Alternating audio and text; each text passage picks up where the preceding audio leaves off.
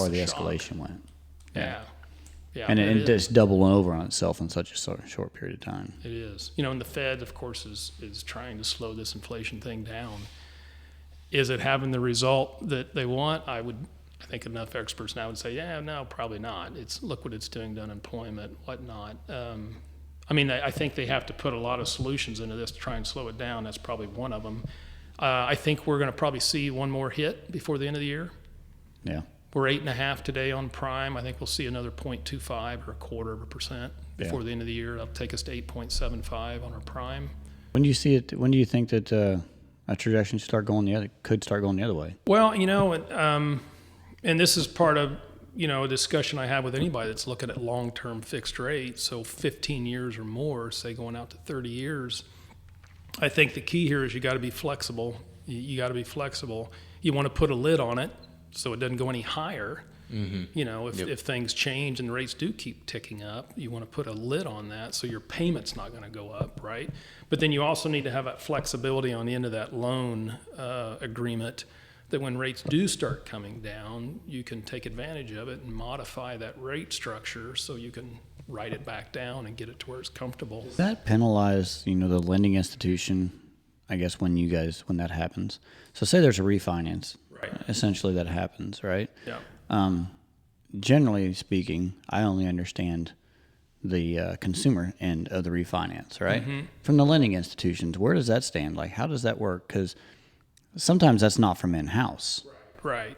So, you know, let's say you borrowed $1 million today to buy a farm, and so we were going to put it on base the interest rate on a 5-year treasury, right? And then the bank's going to put some spread on there for their margin on it to cover their overhead, and the end rate is going to be what you get. So that might set to reset every 5 years. It's a 5-year treasury, so it's pretty common to see a reset every 5 years. And then whatever the new rate's going to be in 5 years, it'll be the 5-year treasury plus that spread that the bank's going to put on it. So the structure's fixed. It's just you're going to ride it out. So the bank isn't necessarily riding that roller coaster that whole time. You know, it's going to be based on that index that we agree on, plus a spread that they can cover their costs. Right? Okay, gotcha. Yeah. Gotcha. Yeah. So and banks often will sell those loans off into a secondary market because they can get the rate a lot lower up front and give you a better deal, right? Gotcha. So, yeah. So they have a cost of funds, and it's not uncommon to see like a prepayment penalty, something on the front end. It might be 3 years or 5 years, and that's giving that bank that opportunity to at least capture some of their costs back out of that, right? Gotcha. And that's pretty standard. You know, and if rates really do start to go down quick, let's say at the end of that penalty or the end of that prepayment penalty period, you had a 2% penalty if you refinanced it. Well, if the rates are down there, oftentimes you do the math, you can get that money back in a pretty short period of time. Especially if the rates end up trying to jump back up again, you might as well pay that. I got you. Exactly. Now, my feeling is I don't think we're going to see this come back as quick as a lot of people would like. Right. It's hard to let go of that. It's going to be a slow tick coming back down. Yeah. We didn't get into this overnight. We're not going to clean it up overnight, right? So, you know, I think, you know, we could be looking at 4 to 5 years. You know, if we can get it back down in that 5-6 range, you know, that works. Consumers are still getting a little return on their investment at 5 or 6 cent returns. Yeah. And you can still borrow without paying a ton of interest. It's not scaring you too much, right? Yeah. So how do these affect like short and long term farmland wise? Like what effect does that have on that? So like, I guess purchasing wise, let's say I wanted to go and buy some ground and then maybe even rent it out. Is this a bad time to do that? Or what are we looking at with the interest rates? Well, you know, given that you would have an opportunity later to modify it and correct it, you know, I think you got to capture that opportunity, right? And the real deals estate, just don't come around. Majority of the time, like you just said it right there, the deals just don't come around. You see that ground buy and sold one time in your life, I think is what it is normally. Yeah. So it's hard to even come by that, right? That's the biggest thing. It's different than a machinery purchase where that purchase is going to be available again the following year. Yeah. So I think that's where you may see guys extending themselves more on ground and less on new machinery, and They know this might be the only opportunity I got, right? They're going to go for it. If you look at what the land prices have done, I mean, it's been a huge incentive if someone is at the end of their career. And as a farmer, you're going to cash out your chips, right? It's time to retire. Your used equipment, the values on used equipment are sky high. What a great time to sell your equipment. That's usually their biggest asset investment they got outside of land is their equipment. So it's going to do well. They can sell their grain or their ground, and maybe they bought it in the late '60s for $700 an acre, and the other side of that too is which you have knowledge in this, but a staged exit. Once they do, it's easier. You can do your ground. You can cash rent that out. You can keep some income coming in over the years. Mm-hmm. Once you're done using your equipment, that's just going to continue to depreciate. You need to get it unload out, that. Yes, is what you need to do. But the ground's going to stay. So I think that's it makes sense on still extending themselves on 8-9%. So it hasn't. I don't know that it's slowed the deals down. I mean, we've seen a lot of ground sell in the last 24 months because of values. Interest rates have played a big role in that, but I don't know that it's. Do you feel like there's been a lot of? You said ground sell. I feel like there's been a management transition. Mm-hmm. Finally, guys just saying, you know what, it's time for me to retire. I'm 65. I'm 75. I'm whatever. Right. You know what? It's just time for me. I'm tired of battling this. It's wearing me out, and I think I just need to. Turn over the next generation. Yeah. If that generation is, on farm or wherever it may be. Yeah. Right. Yeah, you see that. You get the calls once in a while where mom and dad have retired, slowed down. The next generation's got it. They don't have that opportunity to really go out and produce and make a living with it, so they're going to sell it. I hate to hear that. I always do. Right. And it's hard too because off farm income. Your average salaries have raised so much. They have. Over the course of years, and there's so many. For good individuals, there's good paying jobs. Right. There is. Right. There is. And it's very hard to compete. And you said it earlier. It's always good to have a kid that's kind of grown up on a farm because there's a lot of times those are good. They know work ethic. They know. They know hours. They know different things like that. They do. Other employers know that as well, and they value that. Yep. And if we get that a lot, where it's some of the larger factories, some of the larger producers or something like that, in the area. There's this guy's an engineer, but he's the son of this guy, and he goes and farms, in the evenings, and even if this guy's got 2,000 acres, right, and he takes it all over, he's like, I can't give up my job exactly because I enjoy what I'm doing here, or I financially can't make that change.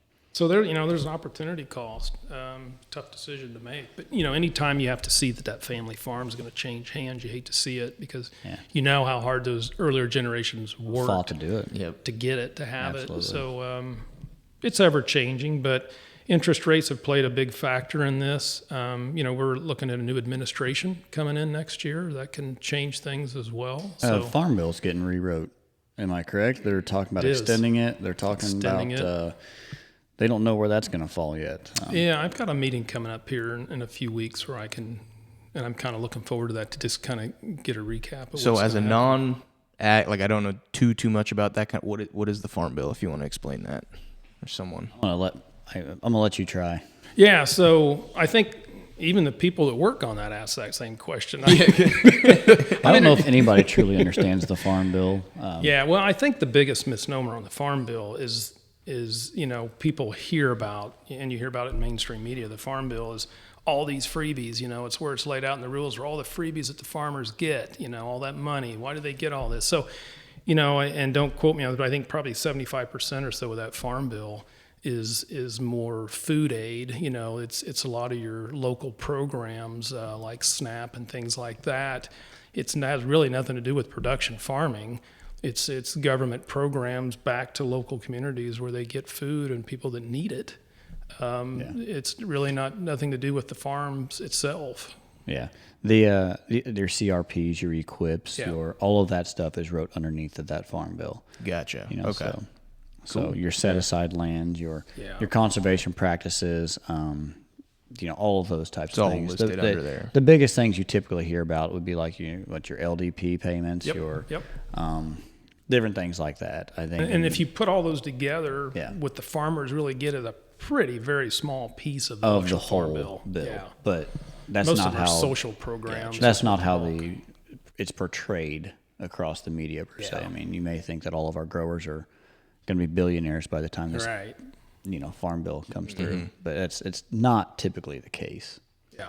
And I think if you could ask most farmers, they would say if we could get the government out of that and not have to have the influence from the government and the market and let it find its balance, And they would I think gladly give that up. probably, you may agree, I'd like to hear your point on this.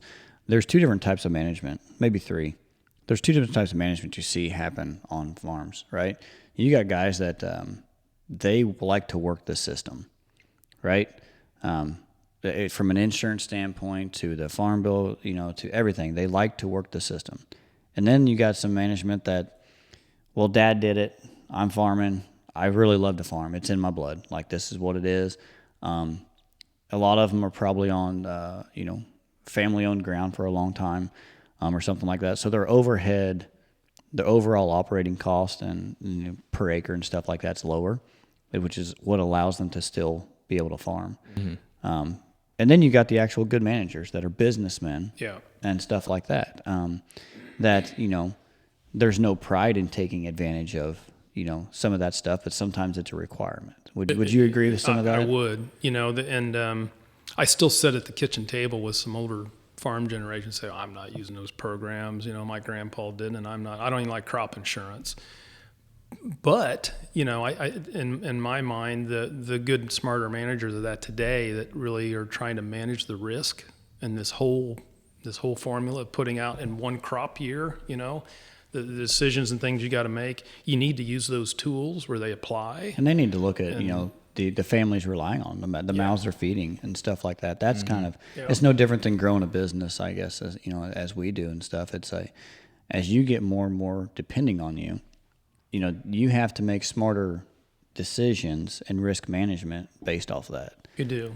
From grain marketing to the crop insurance, everything down the line. Yeah. You got to use them.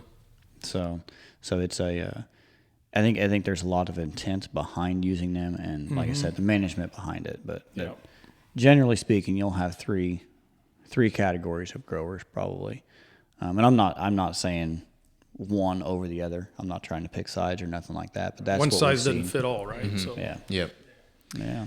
So for people that don't know, I don't even know. Let's say I walk into your office and I want to go through, what is the loan process, I guess, if I was to approach you and come in? How does that all go? So, I think it varies a little bit by institution, financial institution, but for the most part, banks are regulated by the feds. So, 2008, the mortgage crisis brought a lot of guidelines into lending and finance. A lot of that oversight needed to be there because probably allowed some of those things to happen that shouldn't have happened. But it really kind of leveled the playing field on that process. So as a producer, a farmer that was looking to buy, I would be looking to find some place that's got the most flexibility and sitting down and trying to tailor a solution that's going to work for me. Because, as Travis was saying, every farm's different. Everybody's got a different need. Your cash flow comes in at, may say, a different time of the year. Your marketing plan is different when your cash is coming in, or you got a tax strategy so what we try to do when someone comes in our doors is to sit down and just listen, understand them, and I'm always looking at that character piece, building that relationship. What's their financial understanding, and none's right or wrong. It's just where you can help them and try to get the information to put a good program together that's going to help them do what they want to do, right? So once you understand the plan, and you look at a few things on their expense loads, what payments do they have to make today, and what are those payments going to be in the future? Are they variable rates? If interest goes up, their payment could go up a little bit. How much room do they have to make these payments if they take on another farm? So, you weigh those things out, and farmers are generally pretty good just by nature of what they do. They're conservative. Majority of them. Yeah. Now, I do think you start seeing some more aggressive transition. You do. That's happened. You know? Yeah. And I think the conservatism comes from living through historical times of high interest rates. right? Does, So I yes. think the aggressiveness comes through from the low interest rates, Yeah. and the money's typically going to be available, Yeah, you're right? right. So Yeah, it's going to be interesting as we still move it is. here into the next 4 or 5 years on what happens. Yeah, so once you get a feel of that, then we we do some analysis and put the numbers together. We make it a pretty quick process. First Farmers does that very well. They could get an answer back in a pretty quick period of time. A lot of times, farmers will come in and say, "Well, the auction's next week.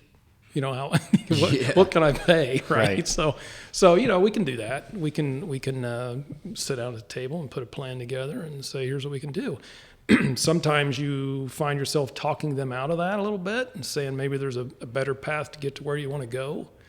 Have you thought about A, B, and C, or B and C, because A just probably isn't going to work for you. Or it might, but what if things do go the other way? You want to make sure that you can do those things that you got to do, right? That's that part where you've transitioned from a lending institution to caring about that person. Try and be a trusted advisor. That's my goal, right? Yep. Somebody they can trust that you can give them some information. You don't need us in the driver's seat. They don't need the bank telling them how to farm. That's not our purpose. Yep. But give them some ideas and say, hey, here's what you might want to think about.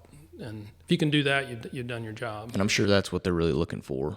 I mean, that it kind is. of just like a relationship like that, making it simple. Maybe even unknowingly, right? Maybe even Right. unknowingly. Right. I think that's what we all look for. That's Best. when we go buy a car, Right. whenever it is, there are some that just want to click and buy online and have it show up. But when I have a problem, when something's not right, I want to be able to go back in and say, hey, the guy's name. You sit down. You're going to choose the more personable person. I mean, that's Yeah. it's really It's what relationships. It is. Even as unpersonal as we've become in the last 3-4 years, Yeah. True. right? I mean, Yeah, it's you're right. still amazing how much is Yeah. you thrive for that relationship, That's the best part of it. It is for me. I mean, the numbers are the numbers. They're important. right? But it still comes down to the The numbers are character the of job. person. The numbers are the job. Yeah. The other part's not the job. Right. The other person is the other part of that is character and who you are as an individual and stuff, and that's what either A, makes you successful in your businesses and stuff like Yeah. that, or so. A lot of the discussions too today they start out with, why am I even thinking about paying $17,000 an acre for that ground? My dad had a chance to buy it in 1983. We couldn't do it, but at $800 an acre, $1,500 an acre, and for a lot of them, they just got to get their head around that number. Once they can get their head around it and say, yeah, this is going to hurt, but but we it can can pay make this long work. term. We can make it work, and Yeah, for some, and that's what that discussion's all about. And if you look at the value of just land prices, they've plateaued off a little bit in the last couple of years, Softened haven't a they? little They've bit. softened. It seems like yeah. we've found that market threshold. There's in our area. there's booms and there's busts. If you look at the booms, what rises the prices? Obviously, we've seen it here right now. If you go back and look at post-war eras in the U.S., World War I, World War II, the Korean War, the 70s, ground after those periods has gone up on average of 5 to 10% a year, right? Through the 70s, we've seen a period there where it was going up, 10, 15%. For a period of like 5 years was the longest duration of land increases through that decade period. It was going up consistently year after year. There's the rule that if you around people that do a lot of real estate stuff, they'll tell you the rule of basically ground has gone up 79% of the time since like 1918. It has appreciated 79% of the time since 1918. So Now, the rule of 79. part of this, though, that we get stuck in is you can end up dirt rich and cash poor. Yeah, absolutely. You have to be willing to liquidate an asset Yes. before you capture that value. In a sense, am I right, Matt? I mean, No, you're right. like you either have to be willing to loan against it to really capture that margin, or you got to be willing to liquidate it. Yeah. And that is something. The second part of that is something that doesn't happen very often. No, it doesn't. So if you take a period back in like 17, there was a period, a couple years in there where commodities had fallen back. We'd seen some areas where weather was pretty dry. Inputs weren't necessarily off the scale, but commodity prices were down. We didn't see the yields we were getting. There was a lot of guys at a point where they needed to refinance.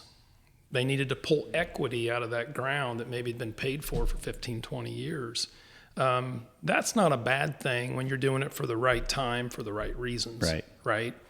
It'll allow them to take some pressure off their repayment capacity and stretch it back out and go again, So that's a good thing about ground. It is a safety net. Once you've paid it down or paid it off, you still got it. It's a backup. If you need to borrow against it and leverage it, you can. The fear is that you can't do that too many times. To your point, Travis, right. Once you've borrowed that up and then you borrow again, you've got no place to go. So, that's a discussion we would have is we got to have a clear plan on how we're going to do this and why we're doing it.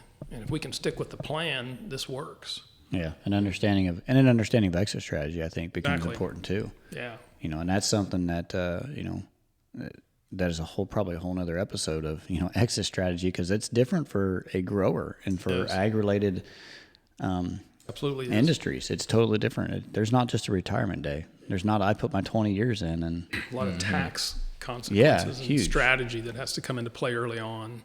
And that's where the early on part is where it doesn't happen. It seems like I'm 65 now, and oh man, my knees haven't gave out yet, or now I'm 70, and man, it's hard for me to walk, and now I'm not going to do this next year. Well, that's not enough time. Like the first discussion I would have with a couple is family is what do you have down for succession? Is it coming up in conversation more than just Christmas and Thanksgiving? Like when are you working on it? Mm-hmm. You're not throwing rolls at each other arguing. It's right. It's an active. It's a document, right? It's a fluid plan because it's going to change. But are you talking about this? And the sooner it's going to happen.